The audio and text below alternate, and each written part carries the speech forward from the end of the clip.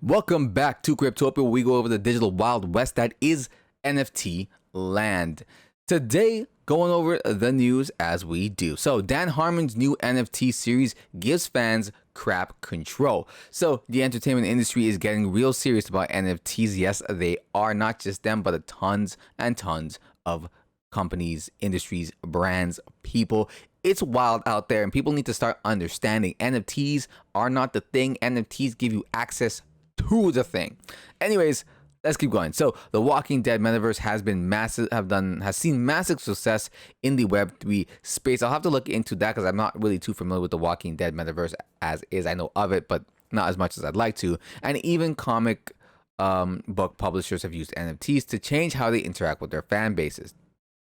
Excuse me. So now a major television broadcast network is doing the same. Co-creator of Rick and Morty, Dan Harmon, and blockchain Creative Labs, which is the Fox Entertainment's blockchain department, or it's a separate company, but it's just weird. I wasn't expecting Fox to be among some of the first broadcasters to really take in any kind of NFT blockchain technology whatsoever. But hey, however the adoption comes is how it comes, I guess, right? I can't control that. Just here to report on it. So they have released a series of NFTs for the upcoming animated series Cryptopolis, a show about a dysfunctional family of humans, gods, and monsters set in mythical ancient Greece, according to a press release shared with NFT Now. So we don't have to go too far into this. This is a show coming out. I forget actually when it's supposed to air. It's coming up pretty soon. No, not pretty soon. I'm pretty sure it airs in 2023. Actually, yes, it does. And it's I don't think you need an NFT to necessarily watch it, but it's kind of a way to connect with fans, a way to get a little bit closer. Buy digital assets as you do on blockchains, and it's the same as if you were buying a Rick and Morty shirt or a Rick and Morty mug or a Rick and Morty action figure, whatever. But now you just have the digital version of it, and I'm sure they'll have real versions that you can grab as well. I posted this out as a YouTube short, and a lot of people were not happy with what was going on. Well, not a lot. A few people voiced their opinions, just saying no multiple times. Multiple people said multiple no's. It was weird, but they weren't necessarily happy, I guess, about it. I even got a no in the Instagram post, which was of the same thing. So I guess it's just a thing, but it was fine. I think it's ultimately going to be fine, and as long as they don't necessarily put it behind a massive paywall, like you have to grab the NFT, because especially right now, and I don't know if that'll fix in 2023. Hopefully it does. Getting NFTs is not an easy, simple task to do. It is kind of complicated. It's kind of annoying. I do it because I'm trying to get in early, but it is annoying for me as well. Excuse me. So don't really fret too much about this. Most of the NFTs right now are like these crap chickens, different kinds of chicken NFTs that you can get. So yeah, and this is sort of the first of many. I'm really more interested in the fact that there is a show coming out using blockchain, and I think that's pretty cool because this is slowly expanding the adoption further and further, especially someone as big as Dan Harmon. That is really, really big. I'm surprised he's someone that wants to get into that or doesn't care that that's how his new show is going to be, I guess. Maybe he's a huge NFT fan. I'm not exactly sure where he stands on that, but clearly he's not completely against it because he's still willing to be a part of it. So Fox Entertainment Web3 Studios called the show the first animated comedy that fans will curate on the blockchain via NFT ownership. Cryptopolis NFT collectors can unlock unique utilities, including access to token-gated content. So there will be some token-gated content, but not all of it. Private screening rooms, entry to Discord channels, invitation to meet and greets, and cast members and producers, merchandise, and series voting rights. That's pretty cool, man. I think that's great. I'm super biased because obviously I don't have a problem with NFTs. A lot of people do, but I think that's sort of if I'm really into a show, this would be great. I really like Rick and Morty, Doctor Who before it became new-ish Who, New Testament Who, I guess. I don't know what to call it. After Matt Smith it's been going downhill. Not it's been going downhill. Yeah. Actually, sorry, not Matt Smith. Yeah, I would say for Matt Smith, like Capaldi wasn't the greatest, but he wasn't the worst either. I actually really like Capaldi, and there are some Capaldi episodes that are really, really good. I'm trying to remember the one with what are they called? Okay, I'm not gonna stay on it to try and remember what they're called. That's gonna bother me all day. Moving on, Gordon Ramsay to liven up the sandbox with Hell's Kitchen experience. So, foul-mouthed celebrity gastronaut. Don't know why the fuck you gotta be making up words. Is that a real word? What the hell's a gastronaut? A person whose whole focus is narrowly directed to the enjoyment of fine food. Fuck me. It's a thing. Okay, my bad. My bad. So, Gordon Ramsay to liven up the sandbox with Hell's Kitchen experience. Foul-mouthed celebrity gastronaut Gordon Ramsay has embarked on a virtual voyage into the metaverse, bringing an expletive-laden Hell's Kitchen experience into the wonderful world of the sandbox. Through an exciting collaboration with ITV Studios, the Sandbox will take its trademark world building into the kitchen, seeing the first ever fully fledged cooking experience into its burgeoning metaverse. Fans from the hit show will be able to recreate their favorite moments within the virtual realm. This is wild. I mean, it just seems so random, right? It's like Gordon Ramsay and the metaverse kitchen. Like, it seems so strange to me, but I'm guarantee you people are going to hop onto this. And, they might make some cool stuff, might make some videos. YouTubers will start jumping into the metaverse and making metaverse content. I mean, I don't know if there are. I actually haven't looked it up. So busy making my own stuff. But I'm sure there are. And there will definitely be more in the future. So, if you're someone that wants to do this and enjoys hopping around the metaverse, maybe make some YouTube videos. So the incredible new venue will take pride of place in ITV lands in the metaverse, including features and interactive elements designed with inputs from Gordon Ramsay himself. Gamers can consequently create dishes, collect recipes, and compete in gastronomy-based challenges, all within its culinary confines. Therefore, building a grand arena where fans can win glorious Hell's Kitchen prizes and alleviate themselves to the invariable position of head chef. Sorry, I was like, what the fuck? Alleviate. Elevate themselves to the invariable position of head chef. So that'd be cool. I mean, that'd be probably not something I would participate in, but I would definitely watch a Twitch streamer fuck around here. That would be cool. All right. Ryder Rip says the Bored Apes NFT lawsuit is meant to silence him. Can't believe we're still going on with this. Forgot about these guys for a minute. Yuga Labs, which is the company behind the NFT project Bored Ape Yacht Club and CryptoPunk, sued artist Ryder Rips in late June because Rips' NFT collection used some of the same artwork as Bored Ape Yacht Club. Rip's legal team fought back on Monday saying, hey, that the action was an attempt to silence Rips, to silence the man who has a plan to expose them for all their Nazi bullshit. Strategic lawsuit against public participation, or slap you in the face, is the name of the legal action with this goal. The Reporters Committee for Freedom of the Press says that an anti-slap you motherfuckers motion is a way to try to get a case thrown out because it involves speech on the issue of public importance. Rip's legal team says that the artist used his talent, his miraculous skill set, to expose a multi-million-dollar business that was built on racism and neo-Nazi dog whistlani.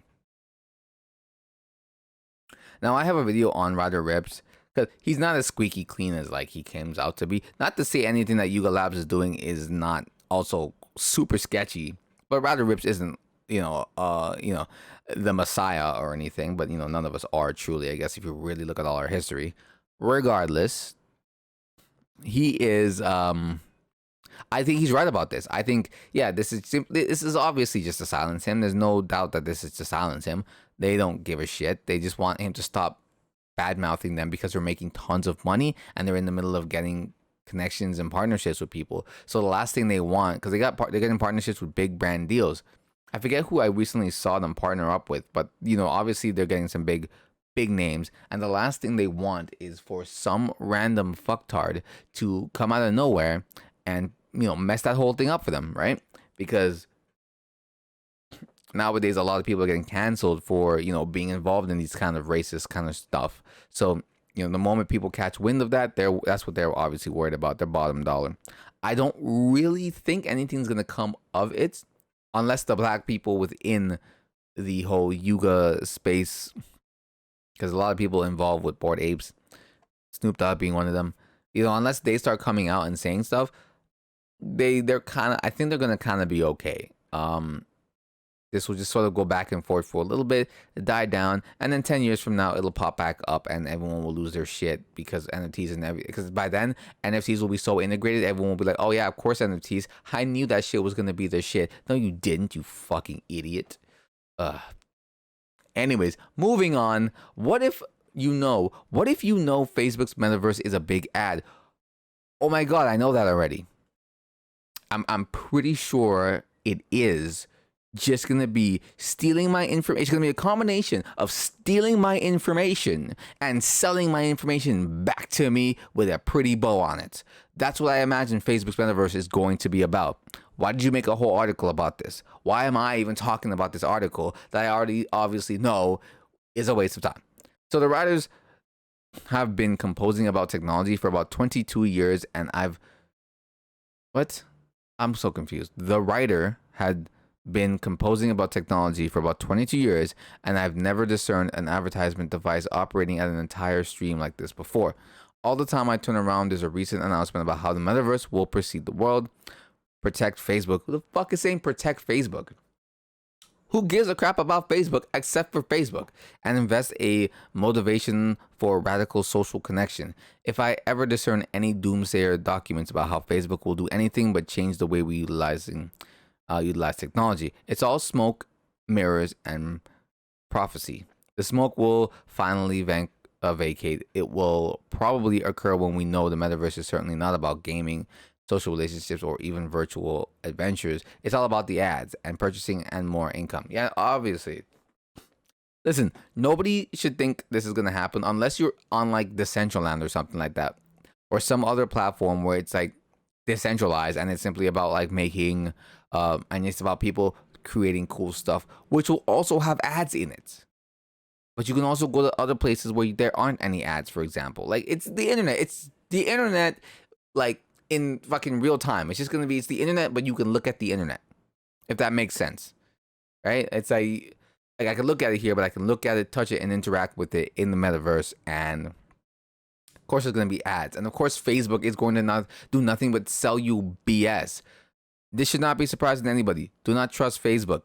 Why would you trust them? They've come out multiple times why we shouldn't trust them. They take our information, they lie about taking our information, and then they continue to take our information. And what do? I still go on fucking Instagram. Why? Because somehow I don't seem to care. Because I already know they're doing it, and so I haven't stopped. I don't spend that much time on social media, to be honest, though, except for when I'm making content for it, but still. Moving on. Oh, wait, this wasn't the story. This is the story. So I don't know. I didn't actually read this one. Usually I read them a little bit before I start, at least the first paragraph or so. Skim through just to get an idea that it's something that I'm looking for. This I have no idea about. So this is we left the metaverse news, right? Now we're into the gaming news, and this is Pegasi. Pegasi drops long-awaited beta version of its ISO app. High-flying NFT horse racing romp Pegasi has finally announced that the arrival of its much-requested ISO application has arrived, therefore bringing the full clout of its mobile gaming ecosystem for fans of Apple-themed technologicals. I'm not even sure what I just read there. What is a Pegasi?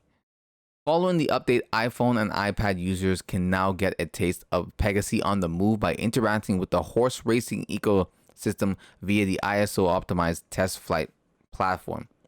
Essentially, it's an app store-based testing facility that helps developers build out the beta version of their application. Alright, cool. To get up and running, the gamers must first download Test Flight via the Apple App Store, then join in the beta version of Pegasi's excellent virtual horse racing contest. Once in, the team will welcome any feedback relating to bugs and issues to help perfect its engaging new platform. Can I spend money on this? Can I bet on these horse races? Do I trust to bet on these racing horses? I don't know. This was just a weird one. I think I just threw this in the ending here because I'm like, sure. Due to the nature of the test flight, only 10K members can join the first iteration. How many people are waiting for this?